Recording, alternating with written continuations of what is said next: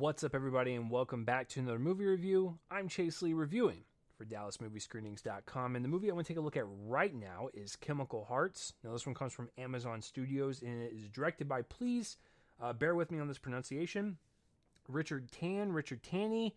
If it's wrong, please blast me in the comments and tell me that I'm dumb. I'm totally okay with that. But this one tells the story of a high school transfer student played by Lily Reinhart as she finds a new passion when she begins to work on her school's newspaper. And she ends up becoming friends with someone in the class, played by Austin Abrams. They strike up a friendship, then it develops into a relationship, and we get to kind of see how that plays out. So going into this, I didn't really know it even existed. I don't even think Amazon's been promoting this thing that well. I hate to bring that up, but I was unaware of it. So when I received the email to review, I was like, of course. So, I like to see if this is worth it, because I do like a good romance film. And the only link that I have between this movie and other properties is that the gentleman, the lead, Austin Abrams, he was in season 1 of Euphoria last year. That is a sensational show for everyone involved on that show. But he plays kind of like a good guy. He's got like the few moral centers on that show. And then he was also in Scary Stories to Tell in the Dark like a month or two later, where he plays a bully, and he was super D-baggy. That's not even a word, but there you go. But it showed me that he has range. And so I was like, I want him to be in the lead of something. I want to see like what else this kid can do. And boom, here's my answer. And with Lily Reinhart, I don't think I've seen anything with her in it. But this is a great one to start out with, because she is the co-lead as well, and Austin's the co-lead, so this is their movie. You got to make sure the performances are good, so I think this was my introduction to her. So I saw it, and I kind of like it. I think as a romance film, it doesn't really work for me. This is more of a character study on two teenagers that do fall in love briefly, but it's more about what's going on in their headspace. Now, I could be completely dumb, and that's probably the whole point of the novel it's based on. But as far as an actual romance goes, like the chemistry between them, yeah, I think it's like 50-50. It's like, it's kind of there, it's kind of not. It's not really a palpable relationship, but I think that's kind of the point, because some teenagers will get into relationships, or like young people when they get into relationships, because they do have a slight connection, but it ends up not working out. And a lot of them do kind of fall apart. I was in one in high school. It lasted a month because of my dumb self. I'm the one that sabotaged it. But it's because I didn't know what to do. And, I was a kid. My emotions were not there, and they weren't handled properly, and I acted like a child about it. So it's, maybe that's the whole point, is that it's not about the relationship, but about their journey, their connection, and what's going on between them two. So as a romance, not really for me. It's not something that's memorable, but I do appreciate the approach that this movie takes. So let's start with the director, Richard Tanny. This movie kind of has like a visual styling of like the Spectacular Now. Some of the colors are muted. It has more of a polished feel to it, but it also feels independent at the same time. And it doesn't have like any fluffy, corny nonsense that you see in some of these romance films.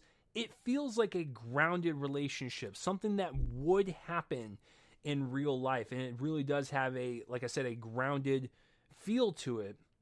So just the overall visual vibe to it is really nice. And so I think adding that, the way it's shot and the way it's color coded and everything, it does provide a natural kind of organic relationship instead of, like I said, some fluffy nonsense.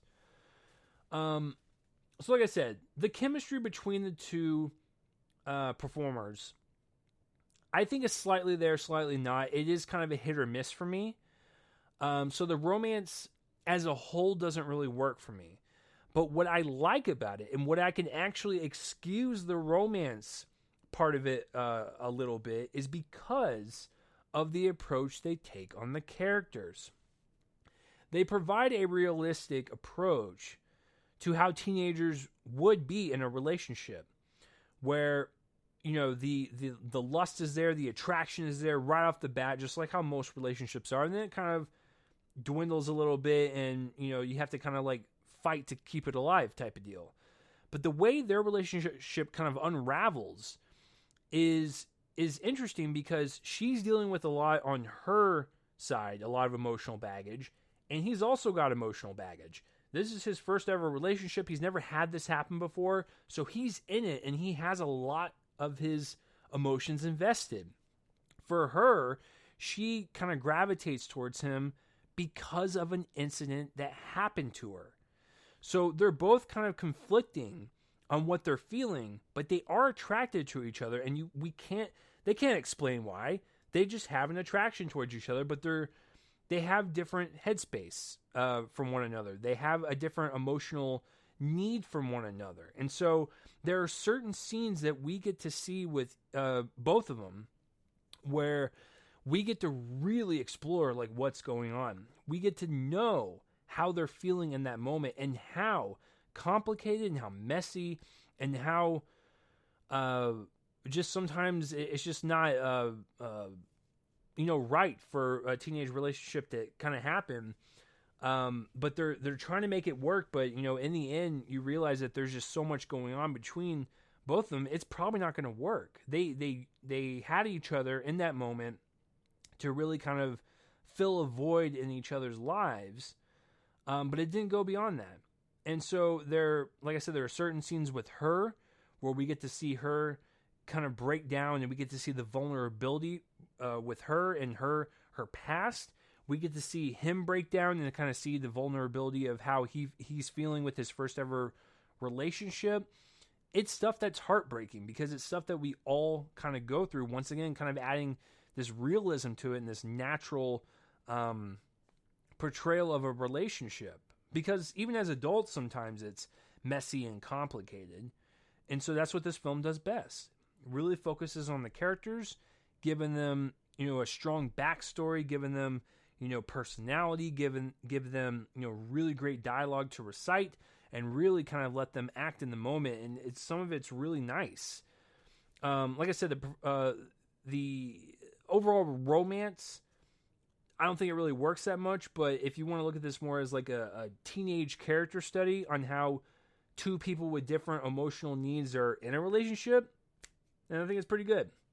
Speaking of performances, Lily Reinhart's fantastic. I do like her quite a bit in this movie because there's a lot in her character where she is defensive. Like, she has this emotional wall, and then when you really get down to why, like, she is the way she is, given like the incident that happens to her, it's a lot for a teenager to bear. And so when she finally just lets go at the end and really kind of lets her emotions kind of flow out, and how she's expressing herself in front of like Austin, it's good stuff. Like, it's not anything that's Oscar worthy, but given the fact that most romance films have pretty mediocre to subpar, or mediocre to like bad performances, she does a fantastic job in this, and so does he. I've been there before. We've all been there before. First romances, it's really hard when breakups happen, and he was able to convince us that he was in love, breakup, and everything. Just the whole thing about it, it felt natural to me. And these performances don't feel overcooked. They don't feel cheesy or corny in any way, shape, or form. I think they deliver a pretty good job being the leads of this film, because you need that for any type of romance. Your two leads have to nail the performances, and I think they both do. So everyone else in the movie, they're fine. They're not anything to write home about. I mean, they're there to do what they do, be supporting characters. Really, whether it be friends or family, kind of helping these characters through their situations. I think there was a really nice performance from, I believe it was the sister of Austin's character. Really had a nice conversation about, breakups and everything. I thought that was a really, really striking type of scene. But other than that, everyone else was just kind of like whatever. But those two carry the movie, as they should, given the fact that they're both co-leads. So I think that's all to pretty much say about it. Like I said, it's an hour and 33 minutes. It's a pretty breezy film. Doesn't really waste any time, kind of gets into it. You figure that it might get stale as the movie kind of progresses, because it is kind of repetitive in the actions that she has and that he has They're just kind of going through the whole thing over and over again because their communication's terrible. But yeah, I think it's a pretty fast movie, and if you like romances and you stick this one out, I don't think this one's gonna be a drag whatsoever. So it hits Amazon Prime if you're a Prime member this Friday, August 21st. So check it out if this is right up your alley. I thought there were some definitely redeemable parts to it, but as an overall romance film, probably not something I want to check out again. But I will say that for everything, said though, I will give it a B-. Their performances are great, and the focusing on the characters and like that type of work and some of the writing in it, pretty good. I can't deny it, but it is something I'm not going to really want to pop in again. But if you like romance films, check it out. And let me know down below what you thought of Chemical Hearts, good or bad, and let me know down below. And tell me if the book's better or if the book's worse. I don't know. I need to read more, but let me know all that too. If you're watching this on YouTube and you want to subscribe to my YouTube channel, you can do just that to get updates on whatever I review. If you're more of a podcast person and you want these in audio form, you can do just that and subscribe to my Real Me and Colin the Movie podcast feed on Anchor, Spotify, Castbox. If audio reviews are more of your thing, you don't want to see my ugly mug, I don't blame you. But that will do it for this review, guys. I'm Chase Lee for DallasMovieScreenings.com, and tune in next time for whatever I review next. I will see you guys later.